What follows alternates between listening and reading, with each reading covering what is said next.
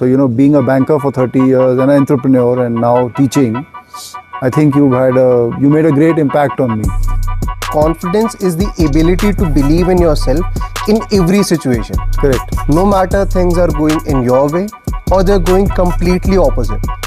And if I have to tell people about a framework that they can use to get dealt with their fear is, I call it FEAR method. His teacher came up to him and without shouting at him, without blaming anything to him, he made him close his eyes and told him, feel this fear and let it teach you. I always tell people that facts speak to the brain, but stories whisper to the soul. When you work on this impact formula, you'll be able to craft a very amazing story which will be remembered for sure. I might ask all of those managers, so how many of you would like to double your salary in next 3 years? This is a very famous story of how Stoicism was originated. If you want to become a good public speaker, the first thing you have to understand is. Hi everyone, good evening. My name is Satyajit Sethi. I am ex-banker from American Express. I also am wearing a hat of entrepreneur. I'm in Kasauli and I run a boutique B&B, and now I'm a professor in one of the prestigious universities here in Himachal. I'm meeting Yogesh today to understand his insights on a great entrepreneurial journey he's starting. I won't diverge too much into it because I want him to share his insights and what he's trying to achieve and how he's curated the whole journey and the service and product. So I welcome Yogesh. Hi Yogesh. Thank you, sir. Let me start by a question, Yogesh. You have transformed yourself from someone who comes from a very humble beginning, right? And I see that very often. I experience it very often. Into one of the most, now I see you as a very charismatic speaker in the sessions we have, or the way you interact and the way you share your inputs on several topics, across the board when we discuss. Tell me, from that journey as a humble guy to transforming yourself to become, if I call you a new avatar, what has taken you to do that, or what are you trying to achieve? So what I have seen is the biggest misconception people have about charisma is they believe that it is a skill and it is a gift that has been given to them by the God. They feel like that if I do not own it for the past year of my life, then I cannot just build it. What I believe is that charisma is a skill which can be learned. So when you are looking at charisma, you have to also understand that the first thing about becoming charismatic is understanding what is charisma. What I say charisma is the ability to make people feel understood, make people feel that you actually know them, and make people feel that you are listening to them. So when you walk into a room, you may have seen throughout your career that there are some people, when they walk into a room, everyone is like, oh, he's here. I have to listen to him. He has not spoken anything yet, but the moment he is there, you have felt something in their presence. So charisma is that essence that you just feel. It is not about saying things. It is about how people feel about you. And the biggest problem with people by understanding charisma is that they feel that there is an innate fear because every single person around them has told them that, oh, you're not enough. What I say, charisma is not just a skill. Charisma is a rebellion. Rebellion against every single person who has told you that you cannot become something. Every single person who has made you believe that you lack something, and this is why you will not be able to achieve any of your goals. You will not be achieve any single dream that you have built upon yourself, and that fear has to be shattered. Okay. So, but tell me, how do you handle fear? What if you are not confident and you are still struggling with doubt in those crucial moments? I've heard there is a very ancient Zen story, a monk who was very afraid of asking their teacher any question. He was afraid of putting out his word in front of all of his peers. So one day, his teacher asked him to give an answer to a question, and he was like very afraid to speak up. His teacher came up to him, and without shouting at him, without blaming anything to him, he made him close his eyes and told him, feel this fear and let it teach you. What I understood it, people feel that fear is an enemy for them, but fear is there to make you more focused. Correct. When you are in a wildlife, when a lion comes up to you, you may feel like, oh, I am getting afraid by it. But that so happens with every warrior who is on the battlefield. He know that one wrong move or somebody can attack them and they may lose their life. Fear is there. But great warriors are built when they still decide to fight in spite of that fear. Fear has to be inside you. It is part of our human consciousness. It is built into us. But you have to understand it.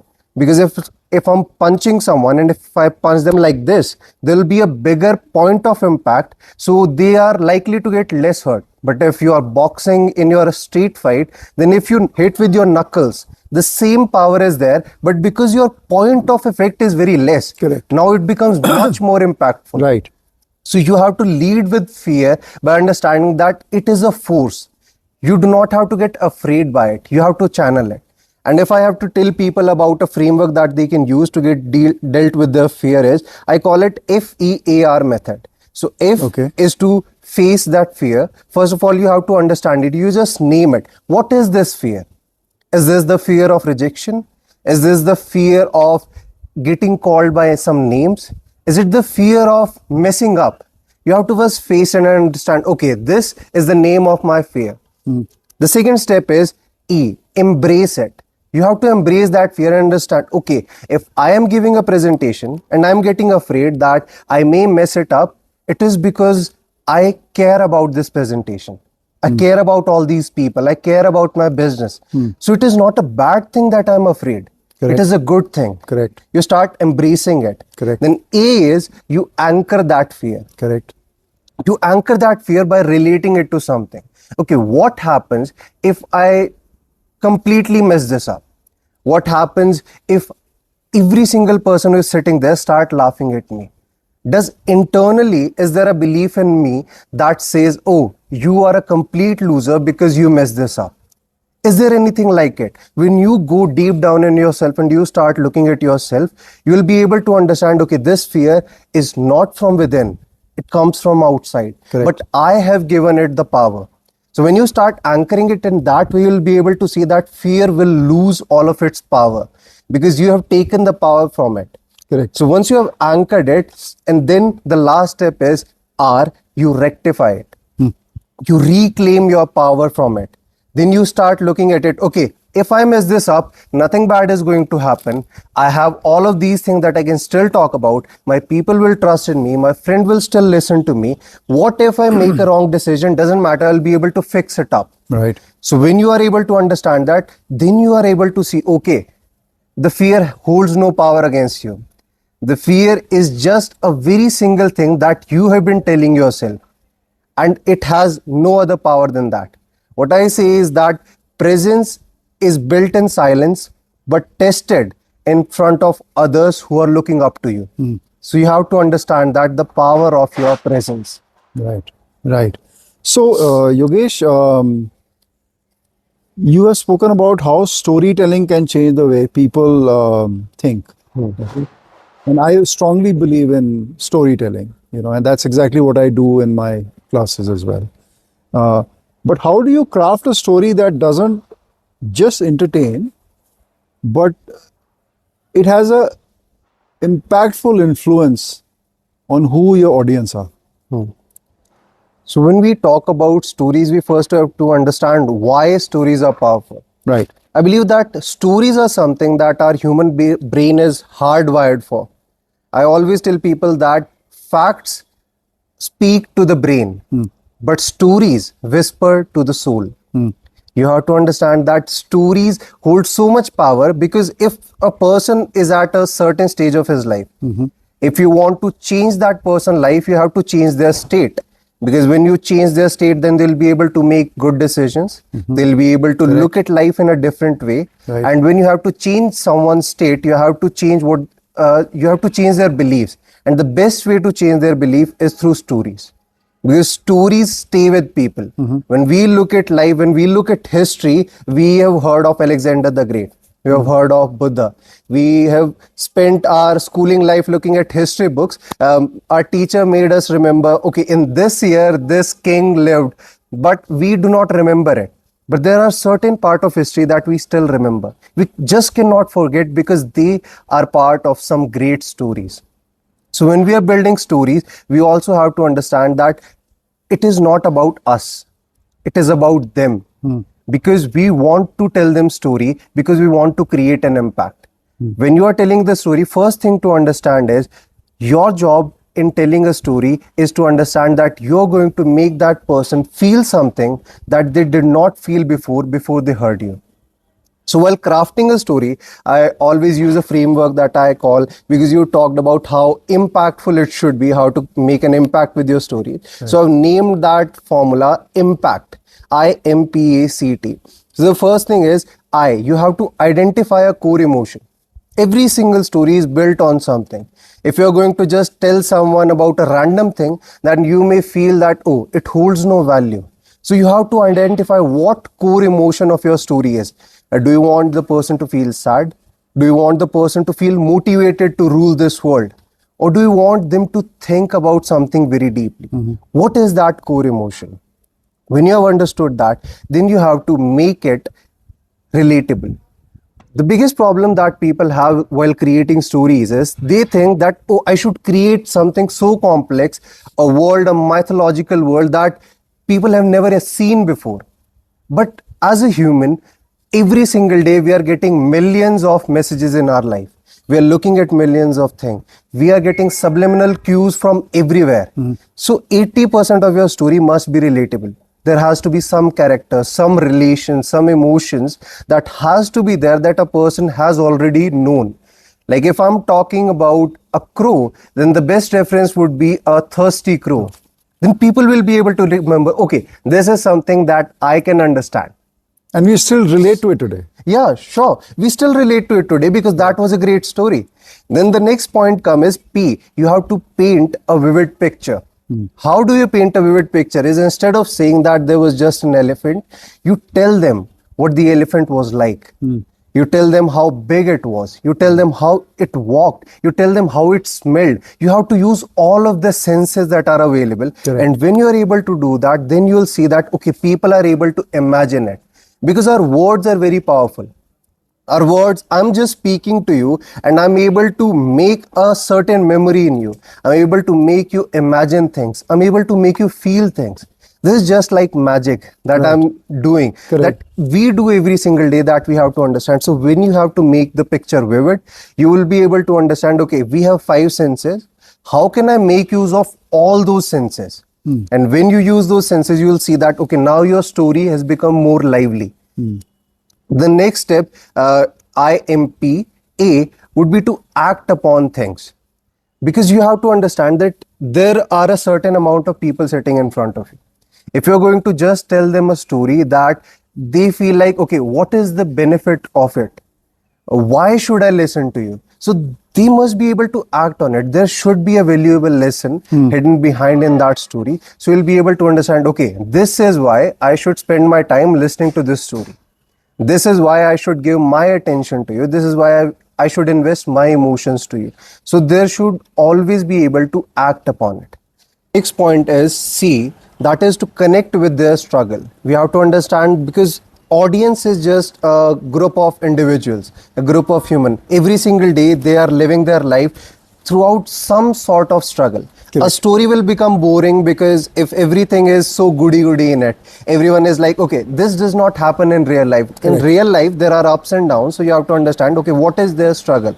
And by connecting it, I mean that if you are sitting in front of people who are billionaire, who are born into wealth, and then you talk to them about how a struggle in local train is, they'll never be able to relate to it. And if you're speaking in front of people, a middle class person, and talking to him about how a yacht is, then they'll not be able to imagine it. So you also have to understand that connecting with their struggle is important, not with the struggle of the story. That story should relate to their own struggle. And the next thing in the impact formula is T, which is to touch their soul. I believe that great stories will be remembered forever. And that cannot happen if you do not put your soul into it. And the only way to put your soul into it is understand why do you want to tell that story. What is the purpose behind it? Why people are so important, why your story is important to them, why you have to tell that story at this particular period of time. Why not yesterday? Why not tomorrow? Why today? And when you start understanding that moment, when you start understanding, okay, this story is very important to be told, only then your energy will be replicated by them. We humans are very amazing. Like, I may be yawning at a time and see that another person sitting in the same room is yawning. Why? Because my energy is getting transferred to him. We are sort of connected in some magical way. And when that magical way you have understood, you will be able to see, okay, this story will create impact to them and your energy will be transferred to them. When you work on this impact formula, you will be able to craft a very amazing story which will be remembered for sure. Yeah, so I totally agree with you, and I think the very fact that you put impact in a very simple words, I personally feel that being simple also connects. Yeah. Okay, people today relate to things which are not complex. Nobody has time to go into complex situations and complex stories. So I think as long as you are able to maintain that impact, in a very simple way for your audience, then the impact is actually, which is, they don't have to remember it. Then it gets engraved. Then it becomes a normal thought for them. Yeah. So very, very nicely put that. So, but I need to understand, how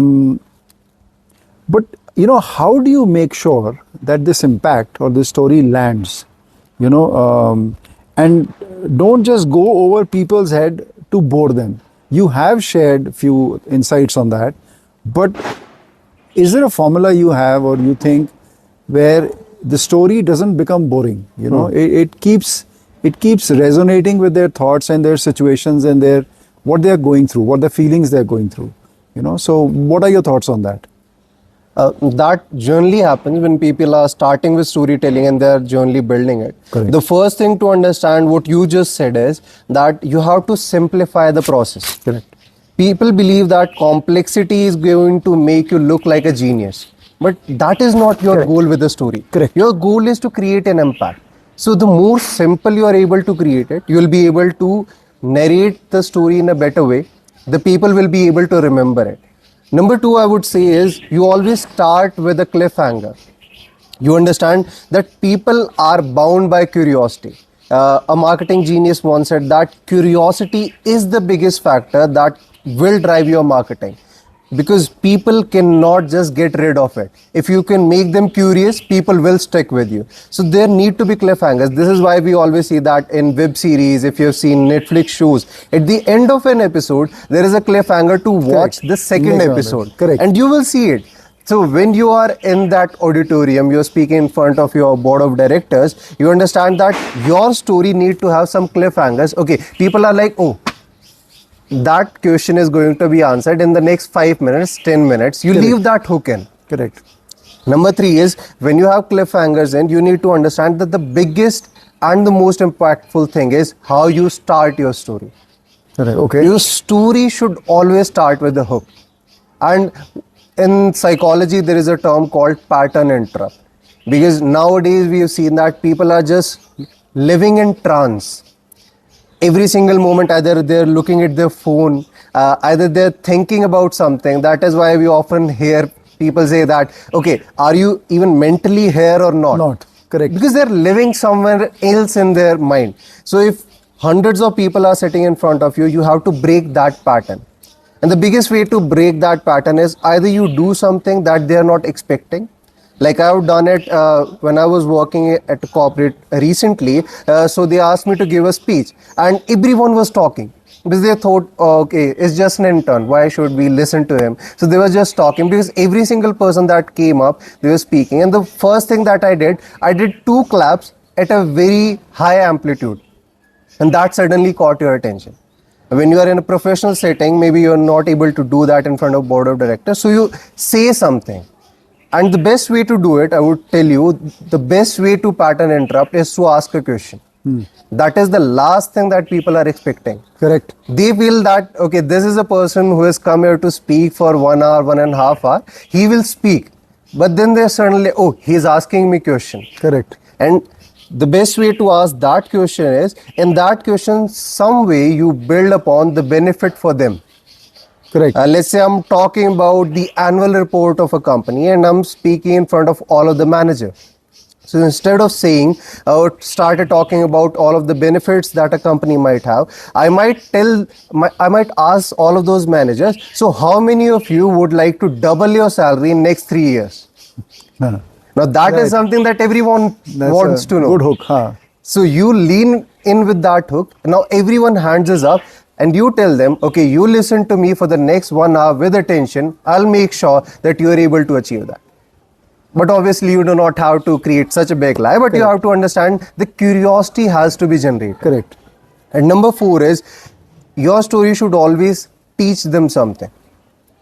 What I felt is when stories become boring is because people start understanding, oh, he's just talking about his life. He's talking about his company.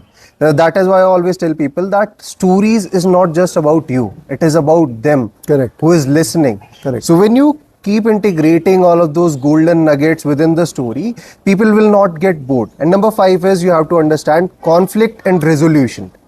Like you have seen movies. Movies is not just built upon a bigger plot. You have certain smaller amount of plot that keep rotating. Okay, now he is facing financial problem. Now his mother is angry with him. Now his father is not talking to him. Okay, his girlfriend has been pegged up by the gangster. Now he has to get her back. So conflict and resolution continuously keep coming up on the Correct. stories. Correct. That is when people start to get more and more invested. So these are the certain things that you have to remember to always make sure that your stories never get boring. Correct. So you talked about moments of growth, right? But there's got to be some moment where you felt like you were failing, right? Or weren't on track. Correct. Can you share one of those?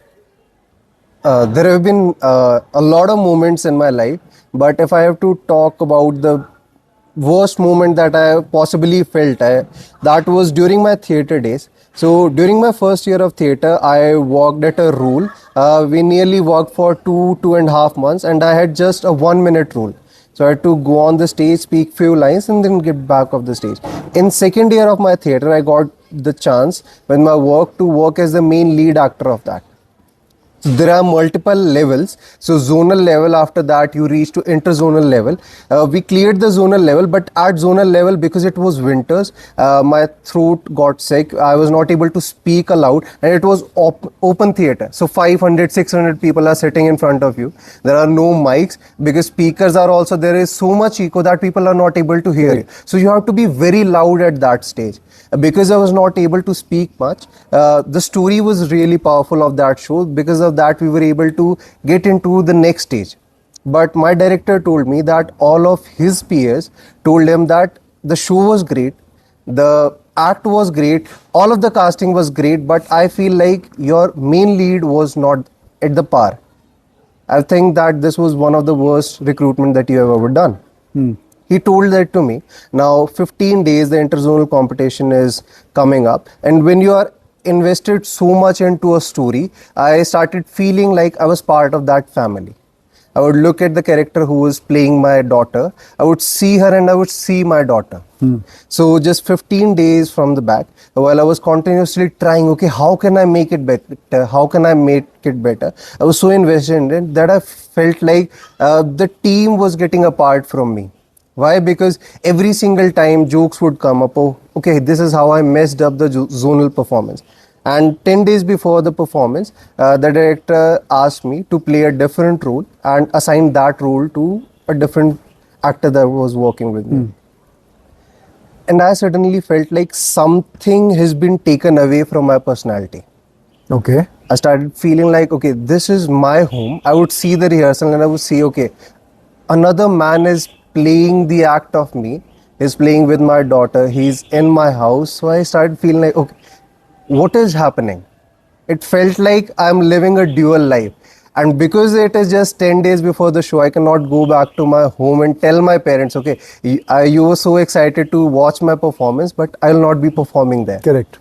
So now you cannot talk about that with your family as well. So what would happen is the rehearsals are happening. On the stage, there is a back area from which you can just transfer from left side to right side of the play while it is going on. So while rehearsals are happening, I would go towards the back. There were certain musical moments where the dream sequence of my daughter will be there. The father and daughter will be playing. I could not watch that happening. I would go back. I would literally punch the wall multiple times during the entire scene that was happening. And I started feeling like, because what can I do? I talked to director. He told me, okay, these are the certain things that you have to work upon. Where I felt was that I was trying so hard to get into it that I forgot to be fully present in it. Because in the moments Very where well said. Yeah.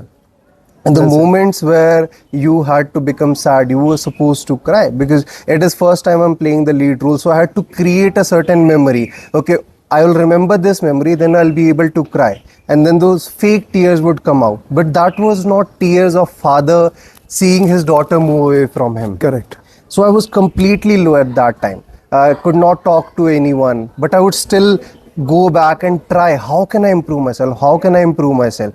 5 days before the show, my director told me, okay, this was a test. I wanted you to feel like that you're not privileged. You're not meant for this because it has been given to you. You also have to earn it back. Correct. I understood a very important part of theatre that day, and life as well, of understanding emotion is, we have been living our life in such a manner that mornings pass, evenings pass, days keep on passing, weeks keep on passing, and we do not even remember it. We are never fully present in that moment. And when I started understanding that, it has never been the same. I would be on that stage, every single rehearsal, on the sad scenes, I'm crying. Even when I'm thinking of scripts right now, I would imagine a sad moment and tears would start to flow from me. Because I'm so deeply built upon it. That interzonal performance happened. It went really great. And I was celebrating with my friends in the hostel. And my director called me and he told me that today people told me that this was one of the best performances you have ever created in your life, and because of you my respect has increased in my peers, and that is one of the biggest compliments I have ever received in my life. You know, so fear has made you do your human revolution. Yes. So we go back to the fear. Yeah. Correct. Actually, the second question you already answered, but I would like to ask you is one or two things which made you bounce back from your failure. You know, typically from this example, what you just stated. You know, always I have felt like I am a confident man. And when I started looking at myself and understanding, okay, what is confident? At that point of time, I was able to understand that confidence comes from within. And because a certain thing has been taken away from me, have I changed as a person? Right. So I always tell people that confidence is the ability to believe in yourself in every situation. Correct. No matter things are going in your way or they're going completely opposite. So during those times, I was able to see, okay, do I still have a chance of bouncing back? Do I still have a chance of going against the winds? And I was able to see, okay, yes, I do have. Am I dead? No, I'm not dead. I'm still living. Is the show already taken place? No, the show is already there. So I still have that chance. In certain moments of my life, whenever I felt low, I believe that the first thing to understand is owning your story. Owning your presence at that particular moment. When you're able to own that, when you're able to understand, okay, I am the one that make things happen. I am the one who controls my life. Even if someone else did something wrong to me, it is still up to me that how I look at it. There is a very famous story of how Stoicism was originated. So the father of Stoicism was going in a boat, and suddenly another boat hit him, and he had a pocket full of gold in his hand, and that fell into the sea. and he suddenly became very angry, and he was like, okay, no matter who it is, I'll shout at him, I'll do wrong thing with him, I may even kill him. But then he looked at the boat and saw that no one was there, and suddenly his anger disappeared because there was no one else to blame. Blame. Correct. And then he understood, okay, the anger originated from me. It did not appear because of someone else. Now there is no one else to blame. Now I have to take full responsibility Correct. of it. So why live your life blaming someone else? Understand that all of these emotions are controlled by you, not by someone else. You are reacting to it. No one is able to create it within you. And when you understand that you are the owner of that reaction, Right. you can choose that I want to react or I want to proact. Correct. And proacting is the decision that everyone has to make. Okay, wonderful. So, for someone listening right now, what is the first step they can take to develop their public speaking, storytelling, and then influence? Okay. So what I would say is the first step of anything is first stop looking for quick hacks. Stop looking for tools to improve anything. The first step of becoming anything is understanding yourself. Take a step back, take a deep breath, and then look at your life. Then look at yourself. Okay, where am I? Do I believe in myself? I've seen people coming up to me, okay, I want to become confident. I want to become a good public speaker. And the first question I ask them is, first look into a mirror and ask yourself, do you believe in yourself? Do you trust yourself? Do you even know yourself? And unless and until you have answer for that, you do not have to look outside. Correct. First start understanding yourself. First start understanding who you are. And when you have a certain level, okay, this is where I am, this is who I am, this is who I want to become. Now start creating a plan. So if you want to become a good public speaker, the first thing you have to understand is good public speaking is about speaking with conviction, holding yourself with power, and listening with intent. Even when you're standing on stage, no matter how many people are sitting in front of you, you are still listening to them. Correct. If you look at a certain person's face and you see that he is not enjoying it, then that is a message to you. Correct. And the first thing to do to become a good public speaker is take a pause.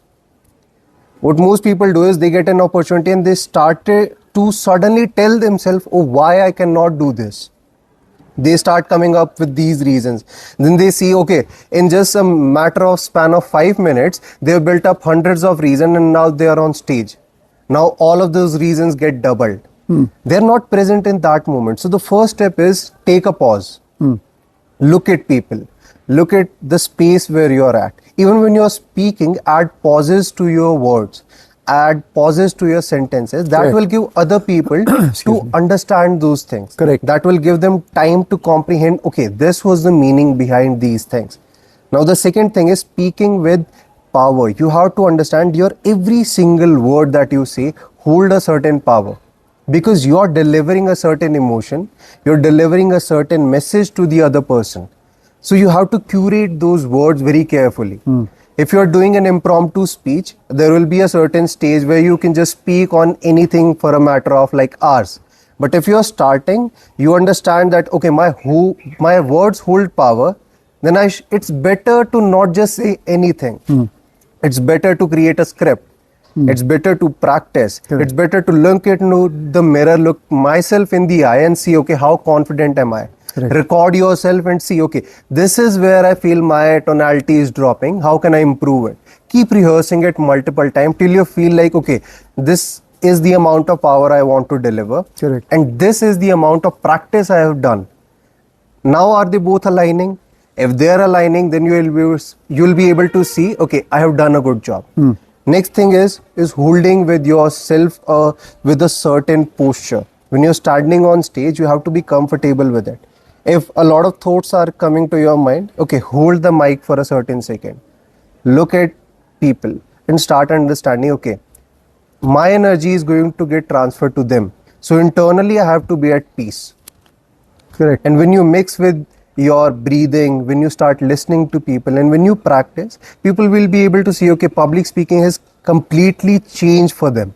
And then you just keep repeating the process and you'll feel that this has happened. I think you can also complement it with your body language. Yes. You know, so how you are performing on the stage or how your body language is, that also kinds of talks to the audience. You know, so very well said, Yogesh. Just to wrap this up, if you could leave one final piece of advice for anyone looking to develop their public speaking and charisma, what it would be? Like if I have to wrap this up in just few sentences and give one piece of final advice is, first thing is charisma is about you. It is your unapologetic self-belief that you understand, okay, I am someone. I do not need any validation from someone else. Right. When you start understanding that, you will be able to become more charismatic. And the second thing about being charismatic is making the other person feel that you are listening to them. When you're talking with someone and you make that person feel that, okay, they are the only person that exists for me in this moment, people will be drawn to you. There is no other moment. Every single person wants someone who can listen to them. And if you can just give it to them, they will say to everyone, okay, he is the best communicator I've ever seen. You do that. And the last message is, every single conversation is very important. And in every single conversation, you have two options, either to become a mirror or become a window. When you become a mirror, you reflect back their fear and doubts back on them. But when you become a window, you give them an opportunity to see all of the opportunities that they have never seen in their life, all of the things that they have never even thought about anything. So your responsibility as a window is to make them see something better, something new, or something brighter. Right. So choose that moment very wisely. What impact do you want to create on that person? And when your intention is really great and you're giving them attention, you will completely change your life and you will completely change the life of the person that was just interacting with you. No, so excellent. So, you know, this is a classic example of two-way learning. You know, interacting with you has given me a great insight. So, you know, being a banker for 30 years, an entrepreneur, and now teaching, I think you made a great impact on me. Thank you. Thank you, Yogesh. Thanks very much. Sir. Thank you. Thank you for your time. Thank you very much. Thank you for doing Thank this. you. Thank you.